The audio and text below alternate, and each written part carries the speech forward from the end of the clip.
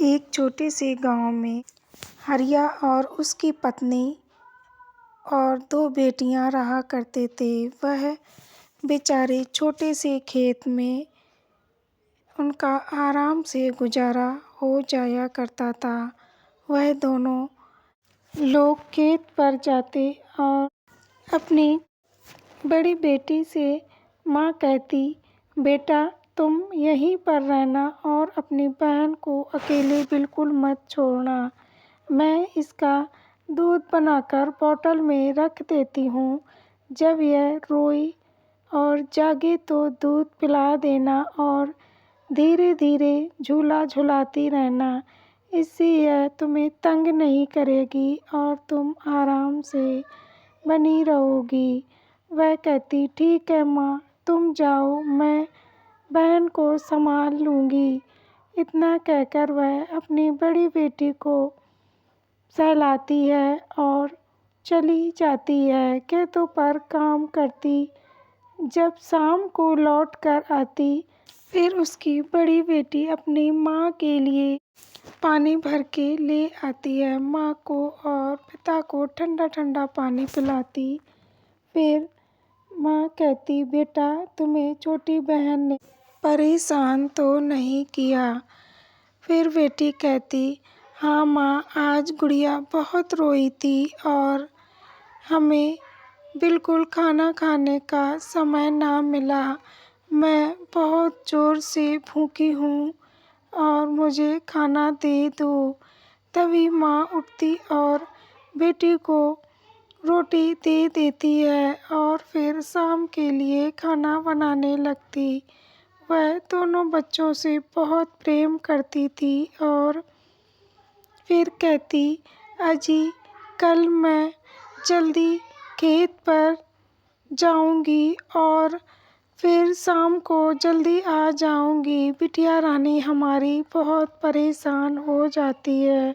अभी वो भी बहुत छोटी है, कैसे संभालती होगी। तभी उसका पति हरिया कहता, तुम परेशान मत हो, कल हम जल्दी खेत से लौट आएंगे। फिर जब सुबह होती, वो दोनों जल्दी से घर का काम निपटाकर खेत पर चली जाती है और बड़ी बेटी को उठाकर कहती, बेटा तुम अपनी बहन को देखते रहना, मैं खेत पर जा रही हूँ। वह बोली, ठीक है माँ, तुम जाओ, मैं बहन को देख लूँगी।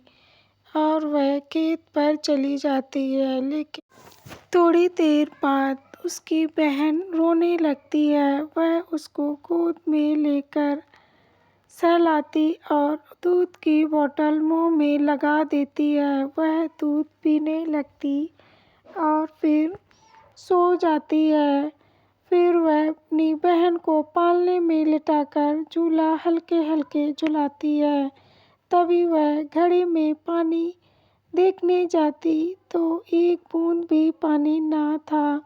उसने सोचा, लाओ मैं पानी भर लाऊं, माँ आएगी तो क्या करेगी। वह पानी भर जाती है और पानी भर के घर में लाती है।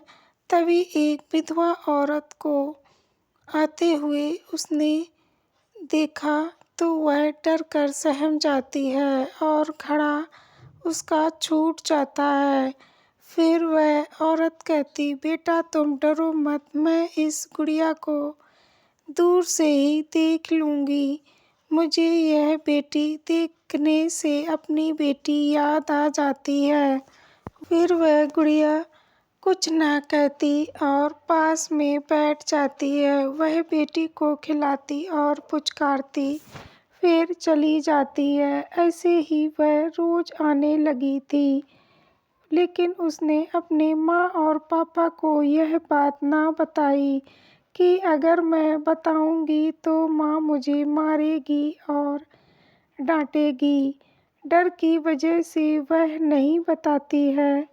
माँ शाम को जब वापस आई तो पूछती है, बेटा तुम्हें आज बिटिया ने परेशान तो नहीं किया? फिर वह कहती, ना माँ, आज गुड़िया रानी ने हमें बिल्कुल परेशान नहीं किया है। फिर वह बोली, तो ठीक है बेटा, मैं अभी कुछ दिन खेत पर और जाऊंगी। जब काम निपट जाएगा फिर मैं घर पे ही रहा करूंगी। वह कहती, ठीक है माँ, तुम परेशान मत हो, मैं गुड़िया रानी को संभाल लेती हूँ। फिर वह दूसरे दिन फिर खेत पर चली जाती है। फिर उसकी बेटी उठती है तो वह पानी पीने के लिए जाती। घड़े में पानी थोड़ा ही था, वह पानी पी लेती है। फिर सोचती, लाओ बिटिया सो रही है तो मैं घड़े में पानी बाहर से भर लाऊं। वह जल्दी जल्दी नदी में जाती और पानी भर कर ले आती है। तभी देखती कि पालने में उसकी बहन नहीं है। वह रोने लगती और जगह ढूंढती है, उसे अपनी बहन नहीं मिलती। वह माँ पापा के पास खेत में दौड़ी दौड़ी जाती और कहती, माँ, हमारी गुड़िया रानी आज पालने में नहीं है। तभी माँ घबरा जाती और रोने लगती है। फिर बेटी से पूछती, बेटी तुम कहाँ गई थी जो तुम बेटा अपनी बहन को ना देख पाई? फिर वह बताती, माँ घड़े में पानी बिल्कुल नहीं था और मुझे प्यास लगी थी। मैं पानी भरने के लिए गई और अपनी गुड़िया रानी पालने में सो रही थी। जब मैं लौट कर आई तो पालना खाली मिला। फिर वह रोती रोती खेतों से निकलकर घर पर जाती है। उसे बेटी घर पर ना मिलती। वह सारे गांव में अपनी बच्ची को ढूंढती है। फिर दोनों लोग पंचायत घर में जाते और उनसे अपनी सारी बात बताते हैं। फिर वह कहते, कौन ऐसा हो सकता है जो बेटी को ले जाएगा? फिर वह कहते हैं, ठीक, तुम परेशान ना हो, मैं कुछ करता हूँ, तुम घर पर जाओ। वह दोनों घर चले आते हैं। दूसरे दिन वह पंचायत का आदमी घर पर जाता और हरिया को बुलाता है। हरिया, हरिया यहाँ आओ, तुम एक बात तुमसे पूछनी है। वह बाहर निकल कर आता और उसके साथ बेटी और पत्नी भी आ जाती हैं। फिर वह पूछता है कि हमें ठीक से बताओ, ऐसा क्या कुछ पहले हुआ था? तभी वह बड़ी बिटिया आकर कहती है, दादाजी, मैं तुम्हें एक बात बताती हूँ। मुझे डर था कहीं माँ मुझे मारे ना, इसीलिए मैंने यह बात नहीं बताई। फिर वह बताती, माँ, पापा के खेत पर जाने के बाद एक विधवा औरत घर पे रोज आया करती थी हमारी छोटी बहन को खिलाने के लिए। लेकिन मुझे क्या मालूम था वह हमारी बहन को ही उठा ले जाएगी। तभी वह कहते हो, तो हो ना हो उसी विधवा औरत ने हमारी बेटी को उठाया है। सभी लोग गांव के इकट्ठे होकर उसके घर पे जाते हैं और वह जब दरवाजे खटखटाते तो वह विधवा औरत बाहर निकल कर आती है और नन्ही सी बच्ची को गोद में लिए हुए थी। तभी वह कहती, तुम मेरी बेटी को कैसे उठा सकती हो और तुम्हारी हिम्मत कैसे पड़ी हमारे घर में से बेटी को लेने की? तभी वह कहती, बहन, ये बेटी मेरी है। मेरा पति और हम सभी लोग एक बार नाव में बैठकर बाहर जा रहे थे, तभी हमारी नाव डूब जाती है और मेरा पति उसी में मर चुका था और हम और हमारी बेटी डूबकर किनारे हो गए थे। लेकिन मेरी बेटी हमें वहाँ पर ना मिली। मैं तब से अकेली ही घूम रही थी। मैंने अपनी बेटी को पहले गले में यह देखो ताबीज पहनाया था, वह ताबीज आज भी इसके गले में है। यह मेरी ही बेटी है और मैं तुम्हें अब नहीं दूंगी।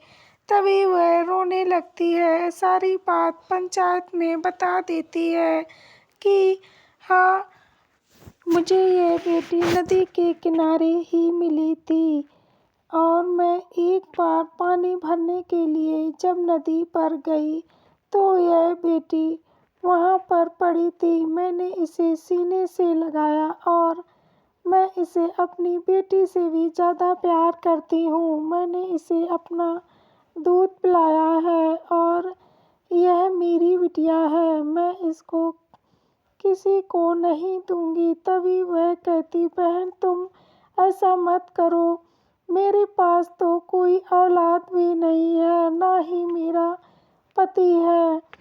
तुम्हारे पास तो बहन सब कुछ है, बेटी भी है और पति भी है। मेरे पास कुछ भी नहीं है, यही एक जीने का सहारा है। अगर मैं तुमको दे दूंगी तो मैं कैसे जीऊंगी। फिर वह रोने लगती है। तभी उसके पति समझाते हैं, देखो यह बात तो सच है, उसकी बेटी उसे मिल गई, यह बहुत ही अच्छी बात है और हमें इस बात का दुख बिल्कुल नहीं है कि आज वह बेटी उनके पास है। मैं तो बहुत खुश हूँ कि आज उसे उसकी माँ मिल गई है। तुम परेशान मत हो और खुश हो कि वह अपनी माँ की गोद में देखो कैसे खेल रही है। तभी वह आंसू पोंछ कर कहती, ठीक है, तो पंचायत में जो फैसला होगा मुझे वही मंजूर है। तभी पंचायत के लोग कहते हैं, भाई ये तो बात ठीक है, उसका आगे है ना कोई पीछे। अगर हम बेटी को ले लेंगे तो वह बिल्कुल अकेले ही पड़ जाएगी, उसका कोई जीने का सहारा भी नहीं है। फिर पंचायत का फैसला होता है कि बेटी उसकी सगी माँ के पास रहेगी। फिर उसकी सगी माँ मन में सोचती है, मैं अपनी बेटी को कैसे पढ़ाऊंगी लिखाऊंगी और शादी ब्याह करूंगी, आगे भी कई खर्चे होते हैं, मैं तो खुद का भी पेट नहीं पाल पाती हूँ और मेरी टूटी फूटी झोपड़ी है, मैं कैसे अपनी बेटी को पालूंगी। तभी वह आवाज़ लगाती है, दीदी रुक जाओ, ये बेटी मैं तुम्हें आज से देती हूँ। मेरे पास तो खुद को खाने के लिए कुछ भी नहीं है, मैं इस बच्ची को कैसे पालूंगी और आगे भी कई खर्चे होते हैं, मैं वह कैसे उठा पाऊंगी। मेरे पति भी नहीं है जो हम दोनों लोग एक साथ मिलके इस बेटी के लिए कुछ कर पाते। फिर वह अपनी बेटी उसके हाथों में थमा देती है, कहती, बहन मेरी ये जिम्मेदारी तुम्हारे हाथों में है और मैं यह गांव छोड़कर जा रही हूँ। तभी उसका पति कहता, तुम कहीं पर नहीं जाओगी, आज से हमारे घर पर ही रहोगी और मैं तुम्हें अपनी बहन बनाता हूँ, तुम यहाँ से कहीं मत जाना। फिर वह दोनों लोग एक साथ रहने लगती है। वह बहुत खुश होती और अपने भाई को धन्यवाद कहती है कि भैया आज तुमने मुझे हमारे बच्चे से मिलवा दिया। मैं तो सोच रही थी कि इस गांव को छोड़कर कहीं जाकर रह लूँगी। फिर वह कहते, नहीं बहन, आज के बाद तुम यह कभी मत सोचना, हम सभी लोग इस बच्चे को खूब अच्छे से पालेंगे और हमारा गुजारा भी आराम से हो जाएगा। तभी पंचायत के लोगों को यह फैसला बहुत अच्छा लगता है और वह कहते हैं, तो ठीक है, हमसे लोगों से जो कुछ भी बन पड़ेगा हम तुम लोगों की मदद करेंगे। सारे गांव वाले भी हाँ कर देते हैं कि हमसे जो मदद बनेगी हम सभी लोग मदद करेंगे। फिर वह सभी लोग एक साथ एक झोपड़ी में रहने लगते हैं और दोनों माँ खूब घर में काम करती और खेत में भी काम कराने जाया करती थी। ऐसे वह अपनी बच्ची को भी पालती पोसती थी और उसे एक घर भी मिल गया था। तो दोस्तों, कैसी लगी ये कहानी? और अगर अच्छी लगे तो हमें कमेंट में ज़रूर बताना और ऐसी कहानी सुनने के लिए मेरे साथ जुड़े रहना। जय श्री राधे कृष्णा।